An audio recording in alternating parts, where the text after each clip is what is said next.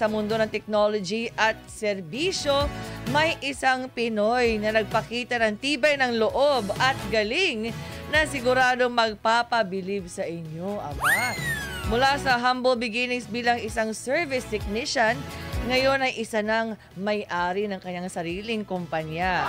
At hanggang sa kanyang pagtahak sa international arena, kanya pong ibabahagi ang kanyang kwento na puno ng inspirasyon at aral. Atin pong i-welcome ang founder ng Airflow Climate Solutions, si ka-partner Brian Obaldo. Welcome sa Pato.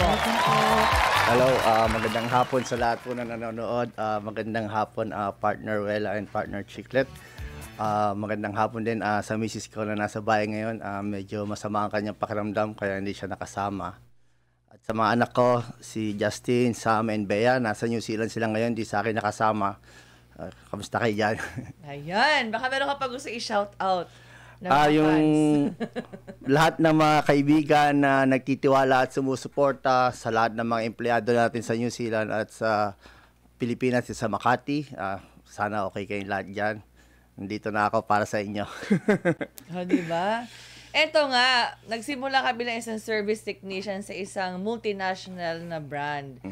Tapos, paano mo tinahak ang iyong mundo papunta sa iyong bagong business?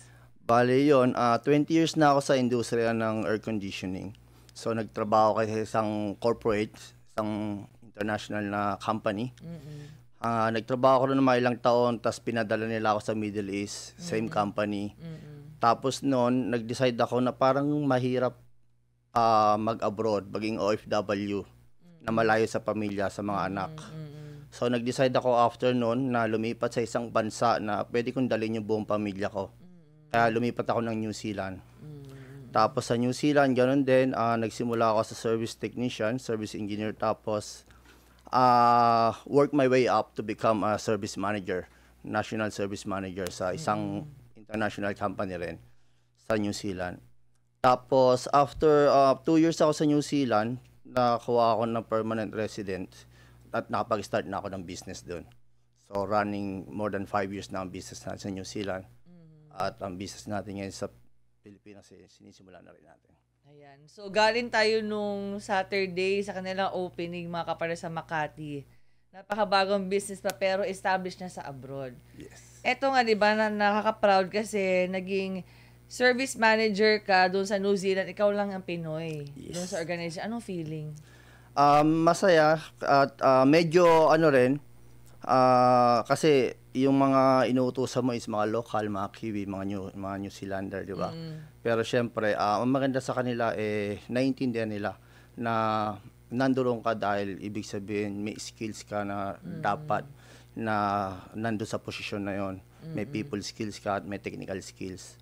Kasi more on, kailangan talaga marunong ka mag-handle ng mga tao. So yun, kaya tayo nakapag-start din mag-business kasi syempre, kung minamanage mo yung business nila, kaya mo rin i-manage yung sarili mong business, di ba? Dapat. Kaya doon siya nag-start mag-business. Doon sa mga gusto mag-start din ng kanilang sariling business, ano yung pwede mong maibigay sa kanila na tip na dapat nilang i-consider bago sila mag-decide na simulan yung kanilang sariling negosyo?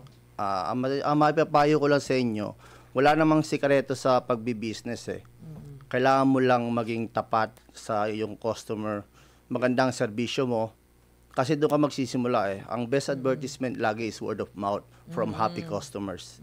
So, yun, pagka-graduate mo ng college, mag-corporate muna kayo. Magtrabaho kayo sa corporate. Kasi matututunan mo Hindi lahat natututunan sa eskwelahan. Oo. So, doon mo matututunan ng proseso. Paano ba nila ginagawa to? Ano ba yung target nila? Ano bang gagawin ko para makuha ko yung target na yun? Matututunan mo yun sa corporate world. So, magsisimula ka sa mababa, syempre. So, magtiyaga ka lang, pakita mo yung skills mo. Ayun naman kailangan Tsaka yung attitude maganda para laging magtitiwala sa mga tao. Tapos, mapopromote ka, maging supervisor ka, maging manager ka. So, dadaanan mo lahat ng process na yun bago ka mag-business. Kasi, yung mga experience na matututunan mo ron, may apply mo yun sa business mo. So, pag na-manage mo na yung maayos yung company nila, that's the time na kaya mo na rin manage yung sarili mong company. So, it takes time. Oo, it takes time talaga. Sa part mo, ilang taon yun? Ako, nagtrabaho muna ako ng 15 years. 15 years. Bago nagtayo ng sariling negosyo. Bago ako magtayo Pero ng sariling ngayon, business. kampante ka na kasi alam mo na yung sistema. Oo, yun. Kailangan natin ng sistema. Ayun ang kailangan ng bawat business, sistema. Kasi kung wala kang system, hindi mo alam kung ano nangyayari sa'yo. Hindi mo alam kung nawawalan ka ng pera, hindi mo alam kung kumikita ka, hindi mo alam kung nagne-negative ka sa project mo. So, napakalaga ng system. Diyan mo makikita yung cash flow mo, tsaka diyan mo rin makikita yung kakulangan ng negosyo. Kunyari, itong month na to, mababa tayo. Ibig sabihin, may mali. So, yung system ay magsasabi sa'yo na meron kang kailangan gawin. So, hindi pala basta-basta ka partner chick that magnegosyo, no? Yes. Ang daming dapat pagandaan, pag-aralan. Hindi yung parang, yung iba kasi akala nila pag nagnenegosyo, ay sitting pretty na. Oo, parang relax-relax na lang. Nag-uutos na ng mga tao. Hindi ganun kadali. Hindi. Bisa nga, si Mrs. Nasa kwarto na kami. Talagang hawak pa rin yung laptop. Nag-iisip pa rin ako ng anong dapat gawin. Ano pang pwedeng magawa. At ano pang yung mga quotation or invoices din, gano'n. Just yung cash flow. So, pagka may business ka, hindi yung, kasi inisip nila, nakaupo lang siya, pero hindi. Yung utak mo talagang dire-diretso. Tsaka pag may business ka, marami ka talagang iti-take na risk, di ba, ka-partner? Yes. And then, speaking of risk, ano yung ni-risk mo? Lalo na, nagsimula ka ng negosyo abroad. Ang mariris talaga dito yung time Kasi napag-usapan namin ng misis ko. So, nagbi-business din siya dati pero sabi ko, wag, stop na. Kasi ang mahalaga sa pamilya ay yung oras. Hindi lahat na nakukuha sa material na bagay. Tama. Mas na-appreciate ng mga bata ang oras na binibigay mo sa kanila. So, para ma-balance namin yun, sabi ko, ako mag-business, ako magpo-focus, ako magpo-provide, ikaw mag-focus sa mga bata. Kasi ang generation ng iba ng depression, kailangan nila ng oras. So ayun ang mariris mo talaga. Pag nag-business ka, yung oras mo talagang lagi kang busy Kailangan kaya mo i-balance. How about sa finances ka, partners? Kasi alam naman natin abroad medyo iba talaga yung value ng money dito sa yung Pilipinas. lifestyle. Tsaka lifestyle. Ano po yung mga ginawa nyo doon? Sa finances naman kasi, mababalance mo yan, makikita mo. Ito lang yung matitip ko sa lahat ng mga gusto mag-business. Pag di mo afford, wag mong bibilin. Kasi may iba na uutang sa bangko o bibili ng ganitong bagay. Tapos, kumbaga hindi mo pa nahahawakan yung pera, itlog pa lang, binibilang mo na lahat ng mga sisiw na kukunin mo. Huwag mong gagawin yung kung gusto mo mag-success. Kasi, kailangan marunong ka sa pera mo, hawak mo yung pera mo. Hindi mo kailangan magbukhang mayaman. Kailangan, kung hindi mo kayang bilhin, huwag mong bibilin. Kailangan yung cash flow mo talaga, ayun ang priority mo. Kasi, unang-una, ang business, may mga taong nakasandal sa'yo Tama. May empleyado ka, yung pamilya mo nakasandal sa'yo. Pag nag-fail ka, Damay madadamay silang lahat. Oo. So, ikaw yung baga tinitignan nila na leader. Pag leader, kailangan hindi ka lang puro utos. Tayo, as a team, kumikilos tayo. Ayun. So, simula pa lang, dami ng tips si ka-partner Brian. Eto, ano bang ino-offer ng Airflow Climate Solutions? So, ang mga offer namin sa Pilipinas ay, kasi nag-start kami ng business makikita nyo yan sa Facebook page namin. May mga cladding lahat yan, may mga trunking lahat. Kasi yung mga ganyan, hindi lang siya maganda tignan. Nakakatipid din yan sa kuryente. Oo. Kasi, alam natin, mainit sa Pilipinas. So, yung pipe run ng mga aircon natin, pag naiinitan niya ng araw, doon pala may heat loss na. So, imbis na 100% na cooling yung makukuha mo sa kwarto, baka 80 na lang or 70%. Kasi sa labas pa lang may heat loss na. So, yung mga ganung bagay, hindi lang siya maganda tignan, kundi nakakatipid sa kuryente at safe. For safety rin ng mga gagamit. So, cladding yung tawag dun sa parang... Trunking yung cover niya. Trunking yung cover. So, yun yung parang standard ng New Zealand. Yes, lahat. Meron na lahat ba yan aircon dito sa doon. Pilipinas? Meron. Meron tayo supplier dito na nakukuha. So, pwede rin kami kumuha sa China ng supplier sa Thailand. So, lahat ng i-offer namin, customer na gusto ng ganyang serbisyo na high standard, i-offer natin sa kanila yan. Paano yan? May consultation din ba? Pupuntahan nyo sa bahay nila, sa office? Yes. Ay, isa pa yun. Napakalaga na pagbibili kayo ng aircon, kailangan talaga ipa-survey nyo, ipa-site visit nyo. Kasi ang aircon, ang iniisip ng tao, pag mas maliit, mas tipid sa kuryente. Hindi ganun yun Kailangan tama yung heat load, tama yung cooling capacity. Parang kotse yan na malitang makina, kunyari 1.3, tapos nilagyan mo ng 10 tao, malakas sa gas kasi mabigat eh. Parang ganun din ang aircon. Pag mabigat yung heat load niya, hindi niya kaya, mas malakas sa kuryente yun. So, mas maganda talaga ma-calculate ng maayos. Yes. Speaking of ano naman ka partner, balikan ko lang kasi 'di ba, dati kang empleyado, ngayon isa ka ng CEO.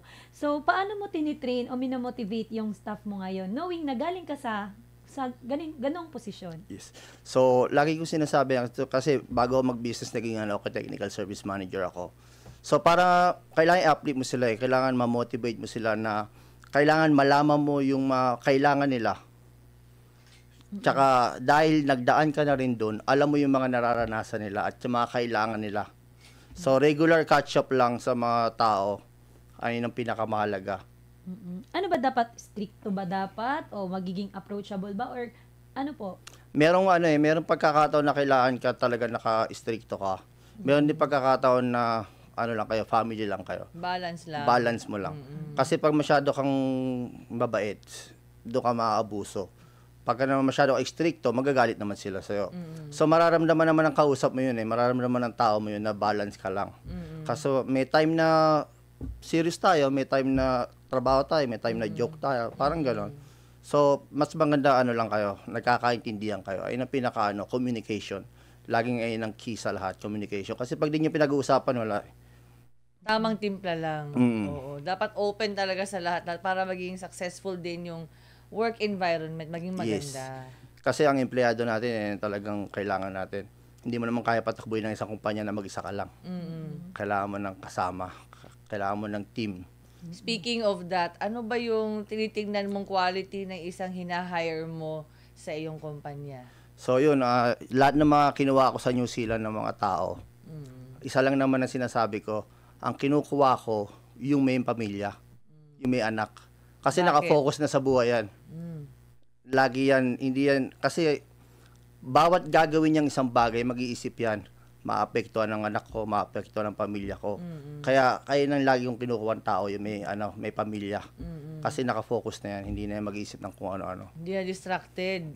Pag medyo mga kabataan, may likot pa yung mga isip. Oo, so okay din yun, no, na tip, no, na i-hire mo yung mga pamilyado kasi iisipin nila lagi, bawat plano, decision na gagawin nila, maapektuhan yung pamilya. Maapektuhan. Back to the business dito po sa Philippines. So, kakasimula nyo lang po, di ba, last Saturday. So, and then, establish mo na yung business mo abroad. So, ano yung biggest lesson mo na natutunan abroad na i-apply mo na dito ngayon na magsisimula ka na sa Pilipinas? Yun lang, yung kahit naman saan tayo mapunta, ang number one talaga dyan lagi kang tapat sa serbisyo mo. Kasi pagka maayos ang serbisyo mo sa tao, sila mismo yung magre-recommend sa iba. Kahit saan kang lugar, ganon. Kasi ang balita, mabilis kumalat yan. Kahit masama o mabuti. So, mas may magandang balita ang kakalat para sa'yo. Speaking of that, mga word of mouth, ano yung hindi mo makakalimutang mga positive feedback na tanggap mo sa iyong mga customer? Ayun, yung laging honest sa quotes. Kasi lalo sa ibang bansa, ayaw nila na ni-rip off sila, ibig sabihin dinadaya sila. Oo. So, pagka happy sila sa service mo, happy sila sa pricing mo, kasi yung iba, they don't mind paying more kahit na konti, mas mahal ka ng 10%. They don't mind kasi ang inaano nila yung stress eh. Wala akong stress dito sa tao na to, magkakita lahat ng feedback nito. So, madi-deliver niya ng tama yung project. So, yun, mas okay sa kanilang gano'n. Sa ngayon, ano yung nakikita mong biggest challenge sa industry ng air conditioning dito sa Pilipinas?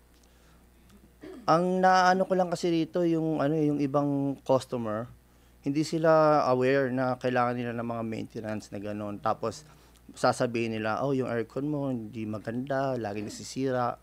Kasi ang maintenance mahalaga yan eh.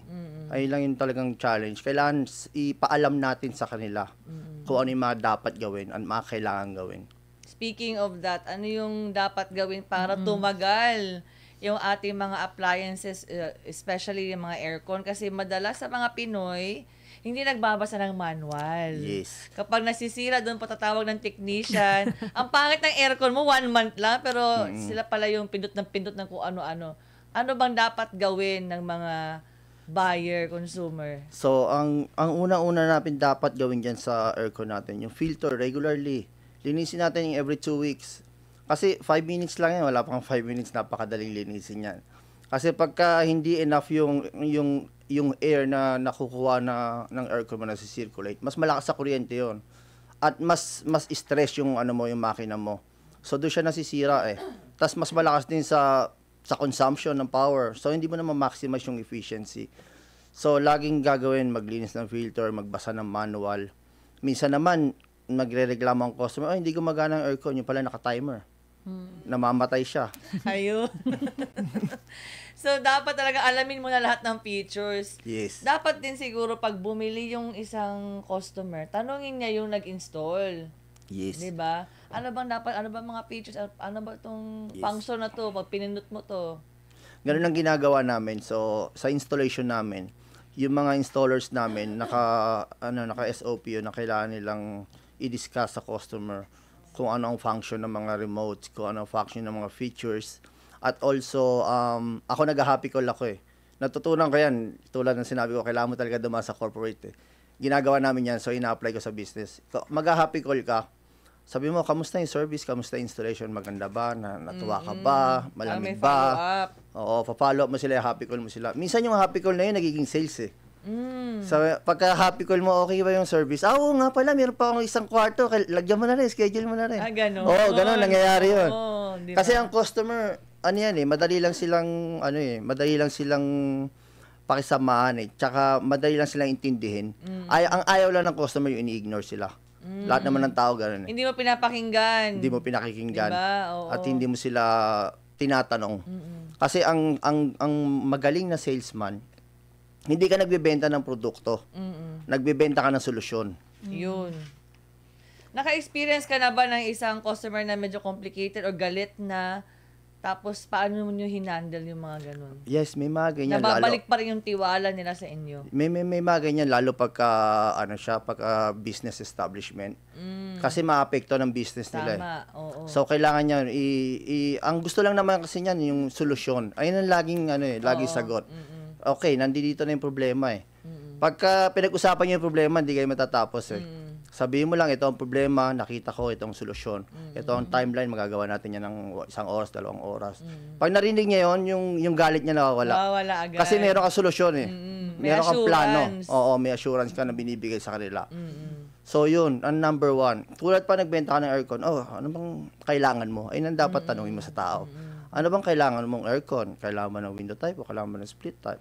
Yun din, pag example, walang kaalam-alam talaga sa aircon. Ano yung parang ni-recommend yung example sa bahay? Ano bang dapat maganda? So, kasi ang window type kasi ang kalaban mo lang dyan yung noise level eh. Kasi package yan eh, nandiyan yung compressor. So, medyo mataas ang noise level niya. Ang split type naman is yung mas matahimik, pero mas mahal sa maintenance. So, depende talaga sa requirements. Depende talaga sa gusto nung customer. Tsaka requirements din ng establishment. Ng lugar. Kasi minsan naman merong Iba gusto walang na centralized. Space. O yun, may centralized din. Tulad nung yung project namin ngayon sa BGC, hindi ko masasabi yung brand. Isa siyang coffee shop.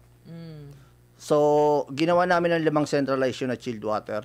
Ngayon, ini-install na yun eh. So, ayun lang, kailangan mo malaman ano yung kailangan, ano yung requirements nila. Hindi mo kailangan silang i-upsell eh. Oo. Lagi ko sinasabi sa customer. Kailangan mo pilitin. Ito yung maganda. Kasi nararamdaman ng kausap mo yun, kung sinisales stock mo siya o tinutulungan mo siya. Tama. Nararamdaman niya yun. So, dapat talaga doon sa mga nagnegosyo, tutulungan mo talaga yung customer kung ano talaga yung kailangan niya. Kasi hindi ka nagbebenta ng aircon, nagbebenta ka ng solusyon. Tanong mo, ba't ka ba bimiling aircon? Kasi nainitan ako, kaya may sakit yung anak ko, kaya na pinapawisan. Ayun yung susolusyonan mo. Ano bang requirements natin? Meron bang space para sa ganito? Yun. Kaya ayun ang laging... Yun din yung space kung saan ilalagay. Diba? So, hindi ka nagbebenta ng produkto mo. Ang binibenta mo sa kanila ng solusyon. Hindi mo sila kailangan i-upsell. Kasi minsan, merong salesman na, mas maganda to. May wifi, may ganito. Pero kung matanda na yung gagamit, hindi niya kailangan ng wifi, hindi niya kailangan ng technology. Ang kailangan niya, on and off temperature. So, tatanungin mo siya, ano bang kailangan mo? Alam naman, senior citizen, bibenta mo na may wifi. Hindi naman niya kailangan yun eh. Mapapamahal pa siya, masasayang ang pera niya. So yun, marami naman ang kausap mo yun. Kung niloloko mo siya o sinesales talk mo siya o So yun tinutulungan ang mo isa siya. sa mga dahilan kung bakit naging successful ang Yes. Airflow. Yes. O, diba? Kasi ang every happy customer, magko-convert yan ng 10 happy customer ulit. Ayun. Yung 10 na yung magko-convert ulit yan, magiging 100 happy customer Ayun. sila. Gusto ko yan. Nag-multiply. Oo. Eto, basahin natin ilang mga comments sa ating online viewers from Carmela Joy de los Reyes. Sir Brian, your story gives hope to many. Thank you for being a light to the Filipino community. Si Rina Lopez naman, sir, ano ang pinaka-valuable lesson na nakuha niyo from working with international companies? So, working with international companies, syempre, iba-ibang lahi, iba-ibang kultura, iba-ibang mga ugali. Ang pinaka maipapayo ko lang dyan ay huwag ka magdidesisyon based sa emotion. Magdesisyon ka galing sa utak mo. Pag mainit ang ulo ka magsasalita, mag-isip ka muna, magbilang ka 1 to 10, 1 to 2. Tapos mag-isip ka, magsalita ka. Kasi nasa ibang bansa ka. Hindi lahat yung Pilipino na maintindihan ka. Ibang kultura nun, ibang kinalakihan nila. Ibang lingwahe nyo. So, kahit nga hindi kayo, kahit minsan, kahit meron kayong language barrier, minsan nagsasign lang, nagkakaintindihan eh.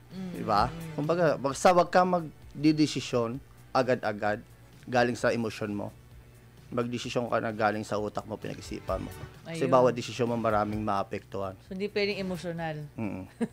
Eto, may nagpa-shoutout si Bea Obaldo. That's my dad. Ay! Diba? She's watching from Hi, New Bea. Zealand. Carl Bendick, uy, top 10 global engineer tapos Pinoy. Sir, you are a legend. Hindi naman legit. Dayan Perez, Sir Bisho, comfort nyo ang astig ng title. Sir Brian, ano pong advice nyo sa mga young technicians na gusto ring maging manager someday? So ito, yung sinasabi ko lagi sa mga technicians ko tsaka installer ko. Sabi ko sa kanila, to get ahead, you need to work hard and be trustworthy. Laging ganyan. Kasi maraming technician na mga bago ngayon na tinatamad, hindi pumapasok sa trabaho, o magsa-sideline. Kasi dinaanan ko na yan eh. Kasi yung mga manager mo, makikita nila eh. Yung skills natututunan eh. Yung attitude, nasa iyo na yan eh. Tama. So, ayun ang dapat mong gawin. Yung talagang dedicate ka sa trabaho mo, meron kang initiative na matuto, na mag-aral ka. Kasi ang technology, hindi humihinto. Maraming bagong technology na kailangan pag-aralan. Magbasa ka lang. Mag-YouTube ka. Dahil YouTube ngayon, di ba? Marami kang matututunan. Pag ginusto mo. Pag hindi ka tinamad. Yon. Si Jessica Dizon, super inspired po ng journey nyo. Salamat sa motivation today. Elijah Torres, Sir Brian, super inspiring ang kwento mo. Curious ang what's your long-term vision para sa Airflow Climate Solutions? So, nandun sa aming opisina yung aming mission and vision. Ang vision namin is to be one of the top sa industry dito sa Pilipinas dahil nga dadali namin yung standard na Australia and New Zealand dito para matulungan ng mga customers natin. Hindi para i-upsell sila eh. Para tulungan sila. Ayan ang aming vision na maging top dito. At ang mission namin ay makapag-provide ng quality service and quality products sa ating mga customers. Speaking of ano ba yung standard ng New Zealand na wala sa Pilipinas? So, kasi usually, ang specs naman ng mga unit pare-parehas eh. Ang standard lang sa kanila ay yung proper clearance, proper installation, kasi yung ibang nag-i-install kasi for example, hindi nila bina-vacuum to 500 microns. Baga, vacuum okay na yan. Okay, pinipurge lang nila. Kasi pag ginawa mo yun, nababawasan yung efficiency ng aircon. So, ang apektado rin yung customer. Tapos magre-reklamo yung ibang customer. Parehas naman kami ng aircon, mas malamig yung kanya. Kasi hindi parehas yung standard ng trabahong ginawa. Yung paglinis. Yung pati pag-install. Pati pag-install, oo. Na kasi yung iba kasi walang hindi techie yung mga customer. So talagang medyo malilin lang din sila. Yes. So, lahat ng customers natin, pwede kayo mag-message sa amin sa Facebook page. Kung kahit bumili kayo o hindi, pwede kayong humingi ng advice. Sasagutin namin yan. Ay, gusto ko yan, di ba? May consultation. Iba Ayun, pang comments. May tanong lang po ako ka-partner. Speaking of advice, ano po yung mga advice nyo sa amin na alam naman natin na mahal na yung kuryente ngayon? Yes. Paano po kami makakatipid habang nag-e-enjoy pa rin kami sa paggamit ng aircon? So, ang ma-advise ko dyan is 24 degrees. Hindi siya malamig, na sobrang lamig, na kailangan mo magkumot. Hindi ka rin papawisan. Kasi yung iba lalagay nila sa 16. Tapos magkukumot, sayang yung kuryente. So, ilagay mo lang sa comfortable temperature na 24. Hindi ka papawisan, hindi ka rin giginawin. Talagang komportable ka lang at tipid sa kuryente. Ayun na, 24 degrees. Ibang pa-comments ka, partner Chiclet. Ayan, si Miss Jenny May Santos. Napakagaling niyo po, Sir Brian. Continue to inspire more people. Leo Francis Mendoza. Sobrang humble at grounded. Rare makakita ng leader na ganyan ngayon. Ayan, Aliza Marquez. Galing. Sir, may plans po ba kayong kayo to expand outside Metro Manila or even outside the country? Ayan. Yun.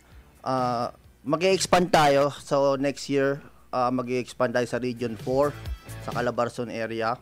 So, ang vision namin 5 years, makukuha namin lahat ng region dito sa atin, sa Pilipinas. Last message na lang po sa ating... Ayun. Last message na lang po sa ating mga viewers at doon sa mga aspiring na mga entrepreneurs, ka-partner Brian. So, lagi nyo lang bibigay yung best nyo at lagi kayo maging tapat sa inyong serbisyo. Kasi ang happy customer, lagi yan magsasabi ng magandang balita sa iba. At hindi mo kailangan mag-advertise, hindi mo kailangan mag-sales talk kasi may gumawa na nun para sa'yo. Diba? Napakagandang marketing strategy. Word of mouth lang mga kapartners. Kaya ayusin natin ang ating mga serbisyo sa ating mga kapwa. Yan po ang mga tips na ibinigay sa atin ni kapartner Brian Ubaldo ng Airflow Climate Solutions. Sana po ay marami kayong natutunan at na-inspire sa kanyang business journey.